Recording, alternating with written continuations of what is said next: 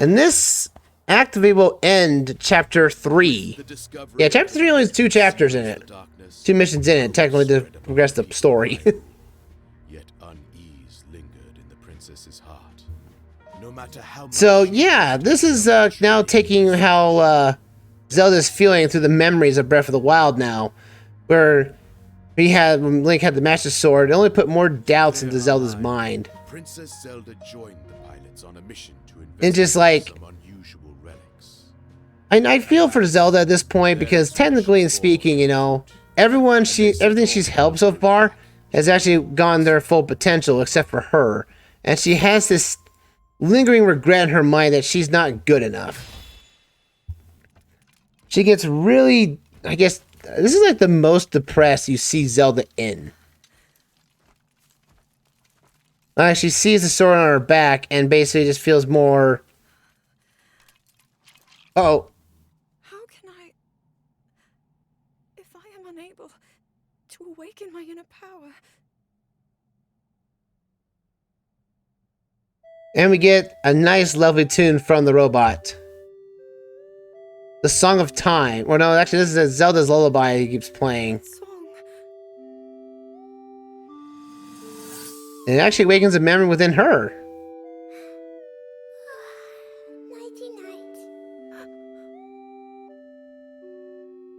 So Zelda actually kind of remembers this little dude. Oh, well, that's going to be ruined. More enemies ahead of us. We have to get Zelda to safety before too long. So the road home besieged. This is a timed mission. We have you'll have a certain amount of time before the mission ends.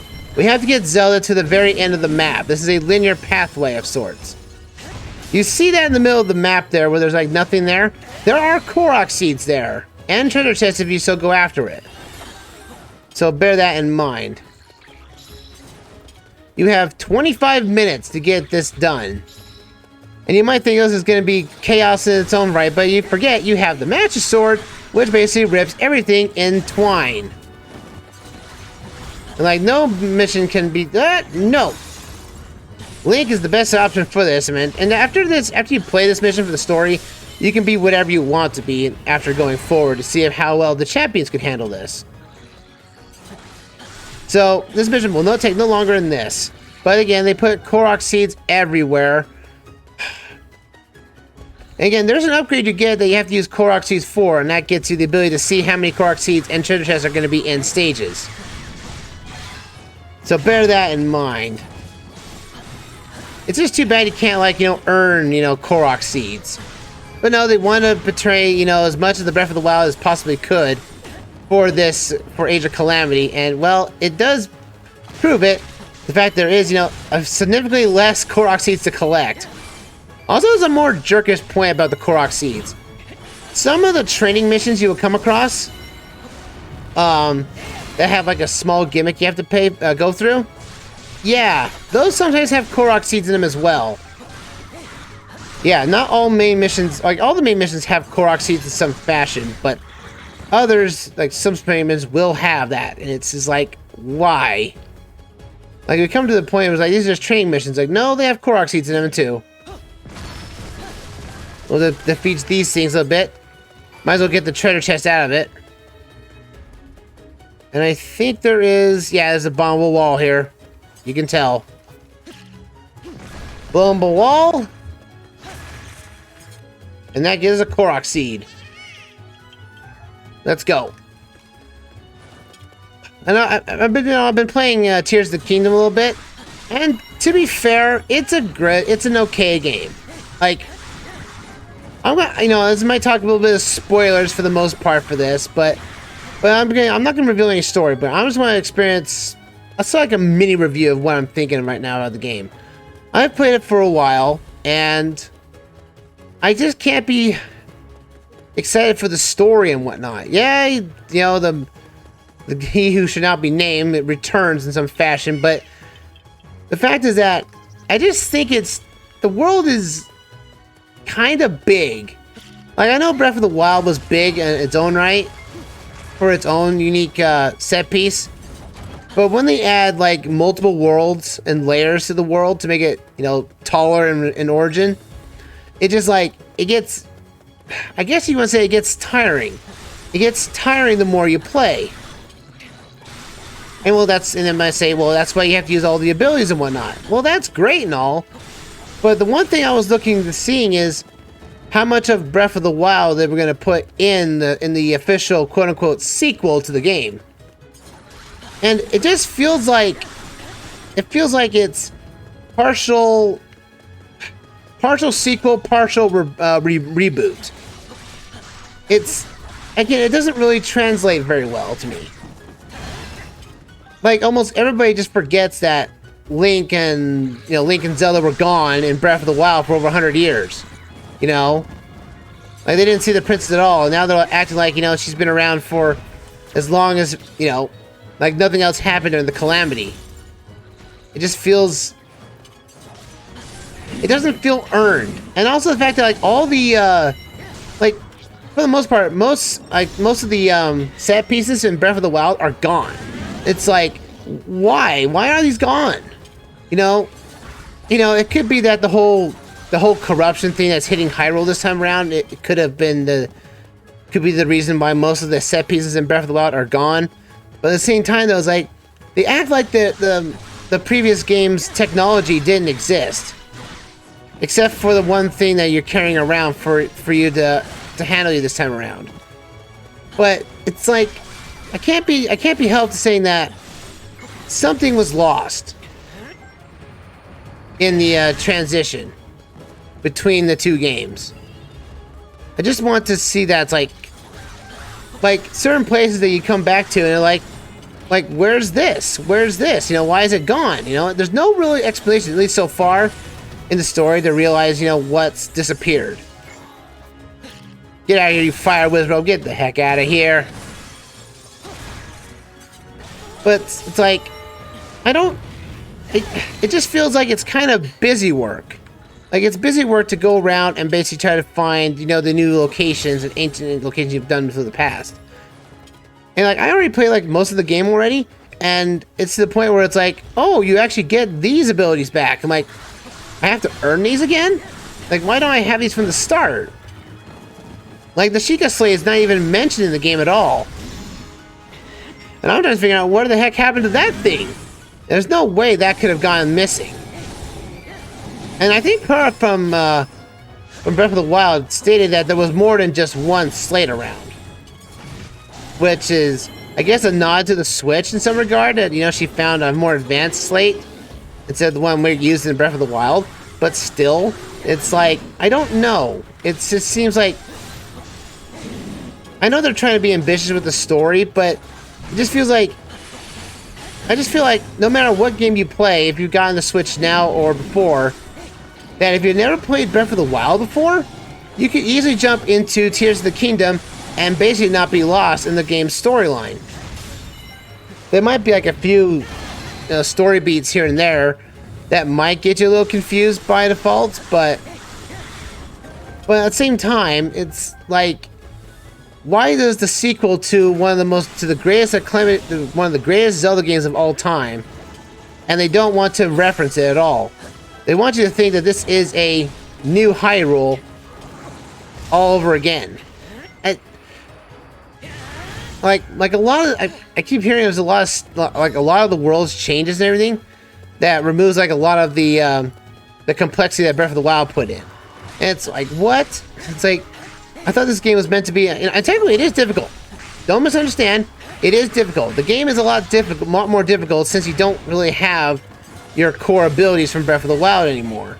So it gets me to the point like, okay, I can see where it's more dangerous and more difficult by that logic, but still at the same time, it's like, I just wished it was, a nod, something to reference the old game from. Yeah, you get old characters back, but they all act like Link was never gone. Like, it kind of acts like Now this is basically the this ending of this game is like the sequel to what Tears of the Kingdom is a sequel to this game almost in its entirety. It's like, oh, that's kind of weird, but at the same time, it's like, no, it's not.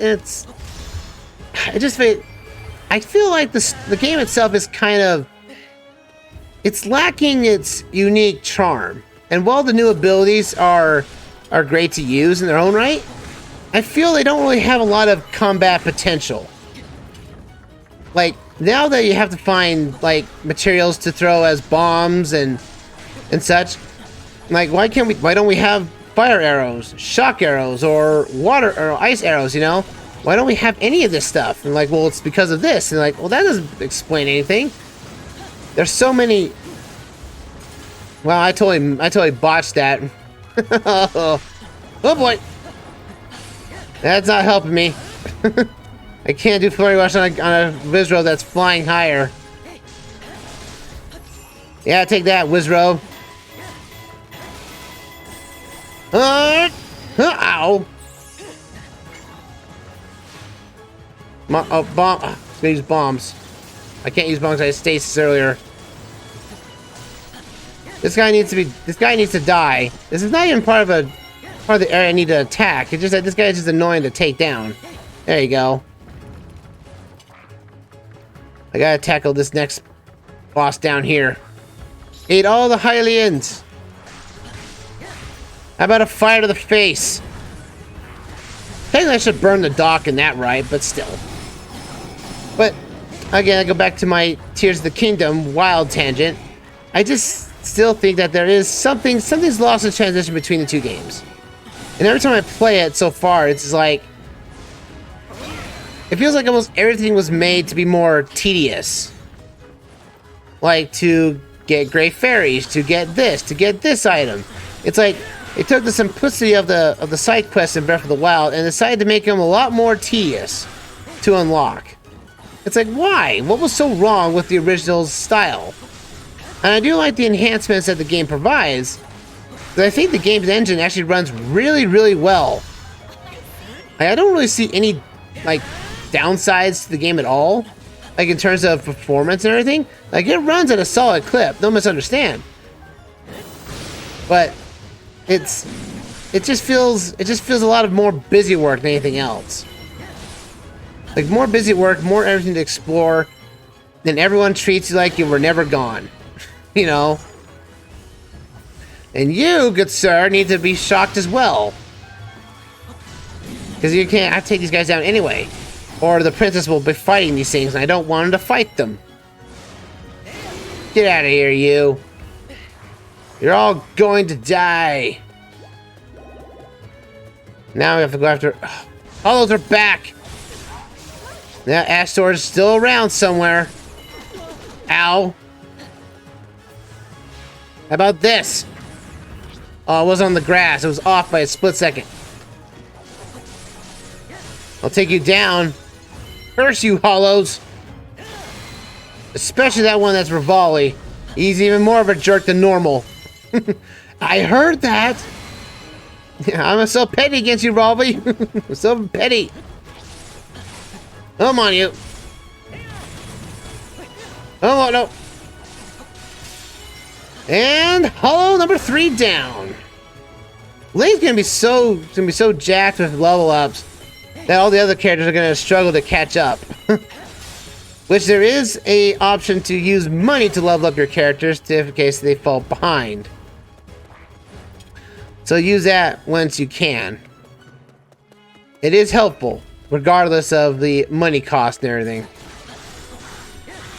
How about take this guy down? Your little tree fort is now mine. They gave me that treasure chest. I said before, you can actually walk up on those things, but why bother? Oh, we got pebbles. Smaller taluses. I wonder who we're going to be fighting later. Oh, he's an electrical one. Alright, freeze. You're all going to freeze to death. And the magic sword's going to eat you all up. Then let them come. The Master Sword hungers for killing things. That's not what you're supposed to do with the thing. No, no. Master Sword is supposed to defeat all of evil. That's what it's supposed to do. Ow. Hey. I need all your tails anyway if you drop them. Let's go, you stinging electric enemies. How about freeze yourself? Take a chill pill. Huh? Huh? Electric Moblin, you're down. Oh yeah. You guys have no chance. How about you take this? Glowing sword to the face. Ow. Oh, it's an Ice Wizrobe. Ice Wizrobe's around here somewhere. Yeah, he's over there, causing all kinds of chaos. I'll freeze him myself. As long as we're able to handle, as long as we're able to assist all the positions and everything, get to the target position before the time limit ends, the time limit will cease to exist. All I need is freeze you for a bit. There you go. Boom, bada boom. Ah. And now we take him down. I want my charges. There we go. And we gotta head for that new position. Man, we got a lot of razor shrooms out of that. Wow. We're not rocking on those resources anytime soon. Oh, we gotta take 2 Taluses down. But how? Oh boy. 2 Taluses. That's not a problem. Come on, buddies. Now you guys are not the rock versions. Not the lava ones, so we can actually stand on these things without actually getting hurt. Come on, buddies. I need you to get to the water. I know you kind of want to avoid it, but I need you to get to the water. There we go. Oh, I froze both of them at the same time. Nice. Boom, bada boom. Link can take these guys down. Let's go. Yeah, these guys are beefy. Like, again, these guys are kind of beefy, but thanks to them not being the lava versions, you can go and ride them and able to get on top and actually do more damage that way. Like this, or you can just freeze them. One or the other. I feel like that's just the faster way of doing it. Might as well get their weaker weak point out and just do massive amounts of damage to them. Yeah! And slice and dice that rock. And get those materials and sell them off to the market later. Alright, Mr. Stone Talus, it's up to you now. Get over here. You get over here under the water. Yeah, do it like a good boy. Freeze. Boom, bada boom. You have no chance. No chance, Talus. Also, I'm not a big fan of the new Talus fights in Tears of the Kingdom. Not a big fan of them. Nope. Because you gotta use the new abilities to get around them, and it's like, I don't know. I think this is like the new, going back to that, I feel like the new abilities just lack something. They lack the uniqueness that, except for Fuse. I like the Fuse mechanic. I think that's actually a pretty good reason to use. That's like one of the better ones. And then there's also, you know, the Ultra Hand, which is just basically Magnesis on steroids. Alright, ride this guy? Come on. Right on his backside. Come on, buddy. You ain't gonna win, Stalus. No! No, you're not. Nope. But the fact is, when thinking about bringing up Tears of the Kingdom right now, I know this might be controversial to some, but I'm kind of rating it probably a 7. If I could rate it with a rating system and whatnot, if I was a reviewer and whatnot, I most likely would rate Tears of the Kingdom a 7. Like, it's not the perfect score that everyone else is giving them at.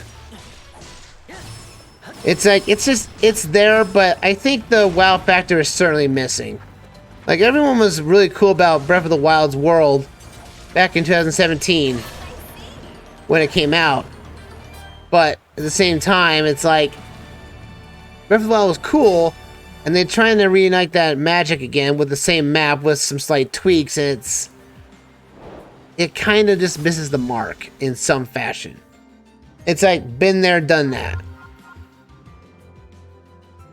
Which, to be fair, they've already done this one time before with A Link Between Worlds and A Link to the Past. So technically, they have done it. It's just, I think that game did it better. In terms of using the same overworld map for unique secrets. Link had more weapons. Oh, I got a broom. We'll get rid of 5 things here. There we go. More stuff for everyone. We get more oil, more topazes, more everything. And honey candy. Rupees plus 20% if used. That wouldn't be bad at all. But alas, folks. Oh, got a cutscene left. We'll get the outro from that there. Link, he's become so much stronger. And yet I have not. Zelda, you need to remove your doubts. Come on. Be happy. Smile once in a while.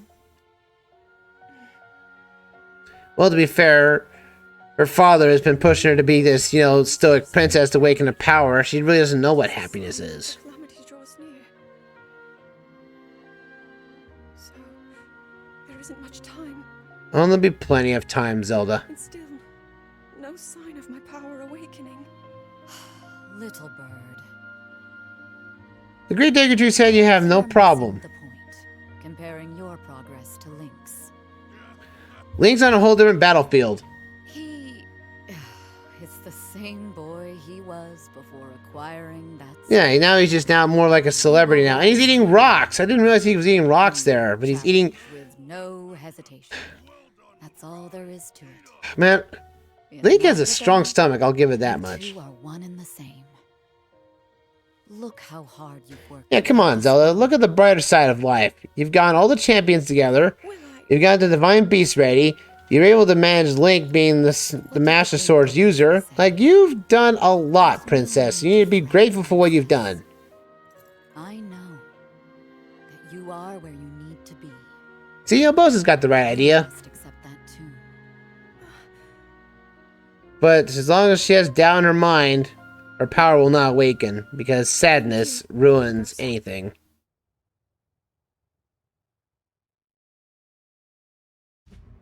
The pilots of the divine beasts, and the knight with the key. And then we got a long cutscene. I forgot this is a long cutscene after chapter 4, or after chapter 3 here. Heroes convened, and King Rome bestowed upon each the title of champion.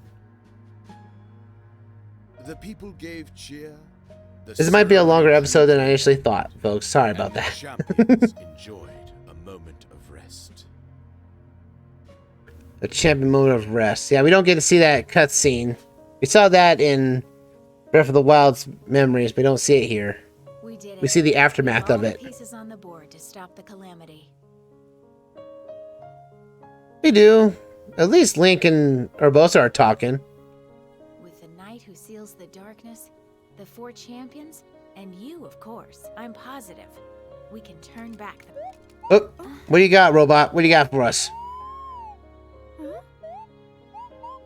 And we get this more... Stop making a nuisance of yourself. This is... I don't know what was up with Impa and all this. Like, she has a deep hatred for this robot. You cut it out. Like, these two should be like a... These people are part of a sitcom and whatnot. We're trying to help the princess here. Come on, you two. There's no need to fight. Impa just hates technology. You act so disrespectfully in front of her highness. You troublesome teapot. So, Daruk. Then we get a little more what Mipha wants to do with that training. So you're ready to begin your training. Let's get to it. Thank you. I don't know, Mipha. I think you were strong enough. I think you were outperforming That I can fight. Daruk in all, in every sense of the word. Oh, no. I was just, Mipha. You got that tension. Out of this. If you must fight, do it elsewhere. Come back here, you whiny little... Oh, Stop it. Even Volley's like, I'm sick of this. How asinine. He had to say the line. There's his line. Oh boy. But man, the whole plot of Impa and the robot having such a troublesome relationship is just hilarious to me. Unlikewise, folks. that's chapter 3 done. We now have chapter 4 ahead of us and more stuff to play with, if we so choose next time. Look at this, all this stuff we just unlocked. Goodness me. But I think that's all the time we have for tonight, folks. As for the YouTube exit, next time we will tackle a few more challenges at the start of the next session to see what we can do, clearing up some minor inconveniences, and then we'll head off to the next story beat, which will be chapter 4, the Alka Tower. So then, see you guys until then. Next time, everyone. You guys have a fantastic night. Take care, and I'll see you around for another round of Hyrule Warriors: Age of Calamity. See you guys then. That's all for now.